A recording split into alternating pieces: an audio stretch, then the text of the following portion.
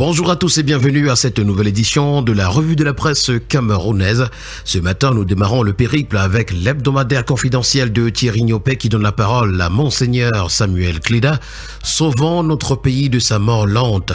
Dans une sortie au vitriol, l'archevêque métropolitain de Douala rompt le silence et tacle violemment le président Paul Biya à l'approche de l'élection présidentielle d'octobre 2025.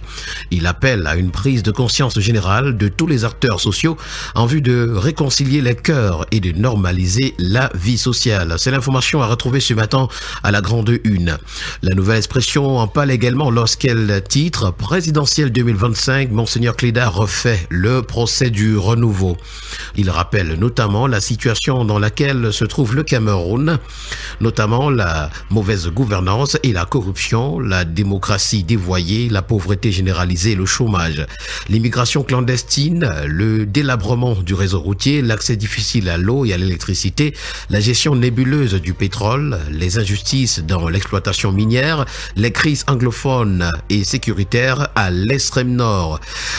L'essentiel de la sortie de Monseigneur est à retrouver ce matin aux pages 6, 7, 8 et 9.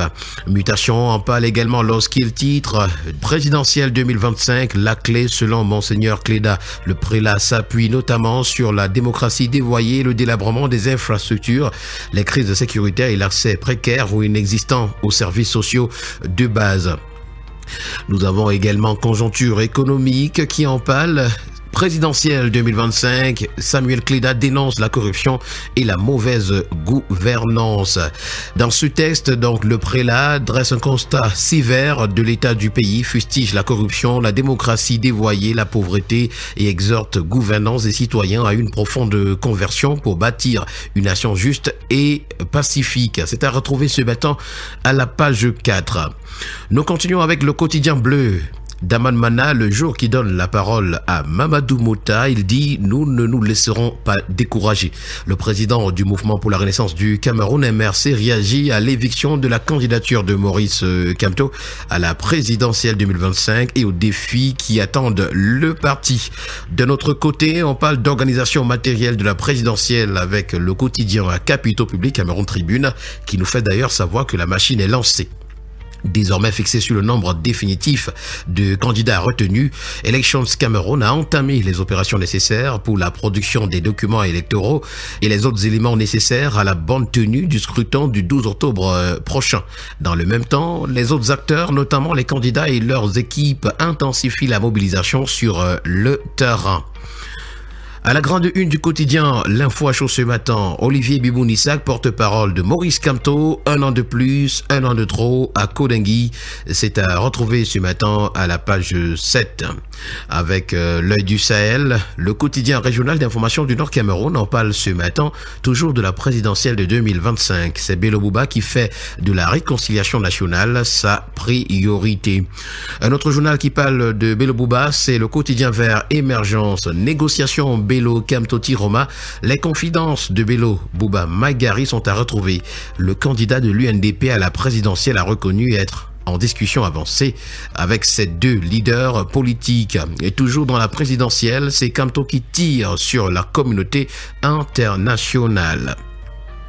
Ce matin, le quotidien Info Matin parle plutôt de scandale. Les Chinois défient le chef de l'État à Kambélé. Malgré les très hautes instructions du chef de l'État Paul Biya du 22 juillet 2025, prescrivant que l'exploitation du minerai d'or de ce site soit exclusivement réservée aux artisans riverains, les Chinois et leurs parents locaux de l'ombre s'en foutent. Une confrontation sanglante et mortelle entre ces étrangers hors la loi et les riverains est également à craindre ce matin à la page 3 de Info Matin. Avec le tri-hebdomadaire La Météo, c'est l'eau potable qui intéresse. Kamwata améliore ses performances. Parlons d'économie avec le premier quotidien économique de la zone CEMAC. Ça, c'est le journal d'économie qui s'intéresse à la mauvaise qualité du réseau. Le retour à la normale prendra du temps. Les opérateurs de téléphonie mobile installés au Cameroun ont encore beaucoup d'efforts à fournir pour satisfaire les consommateurs de plus en plus exigeants. À la grande une du bi-hebdomadaire, l'Indépendant ce matin, condamné à vie au TCS, et s'il livrait ses complices? Là, c'est une interrogation. Une première au Cameroun où un syndicat obtient la peine capitale pour un expatrié. Le 21 janvier 2025, l'ancien directeur général de Camerco, Alex Van Elk, a écopé par contumace d'une condamnation à perpétuité pour détournement aggravé de fonds publics assorti d'un mandat d'arrêt international. Il est également déchu de ses droits civiques pour 10 ans. Econews, le quotidien ce matin, titre du local à l'international. Comment la certification transforme les petites et moyennes entreprises camerounaises? C'est à retrouver à la grande une. Le bi-hebdomadaire Le Financier d'Afrique parle de l'Afrique centrale, notamment des assises pour promouvoir la finance islamique en zone CEMAC. Projet Dolé City également, la signature de l'accord tripartite exigé par la BIAC prévu donc ce mois.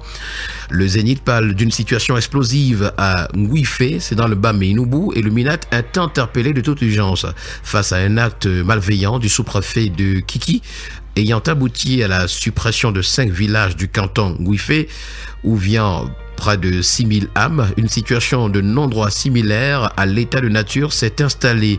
Les populations ne savent plus à quel sens se vouer malgré leurs multiples appels à l'autorité centrale.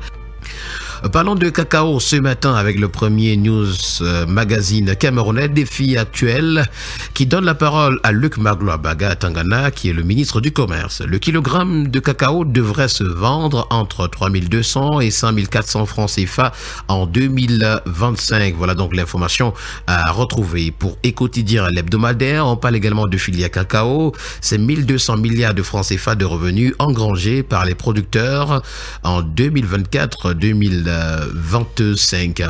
Nous avons également l'hebdomadaire Sandeto qui revient sur la campagne cacaoyère 2025-2026. À bon vent, le kilogramme à partir de 3000 francs CFA, c'est le titre à retrouver. Avec le journal Repère, c'est la sécurité monétaire qui intéresse. Croisade contre les phobies à retrouver. 5 millions de francs CFA contrefaits saisis à Douala contre 32 millions appréhendés du côté de Marois. Face à cette menace constante, la Banque des États de l'Afrique centrale a lancé BIAC NG 2020, une application mobile gratuite qui permet aux usagers de vérifier en temps réel l'authenticité des coupures en circulation depuis décembre 2022. Et voilà qui a permis de mettre un terme à cette autre sortie de la revue de la presse camerounaise. Merci à vous, mesdames et messieurs, et au plaisir de vous retrouver demain pour une autre édition. Bonne journée à tous.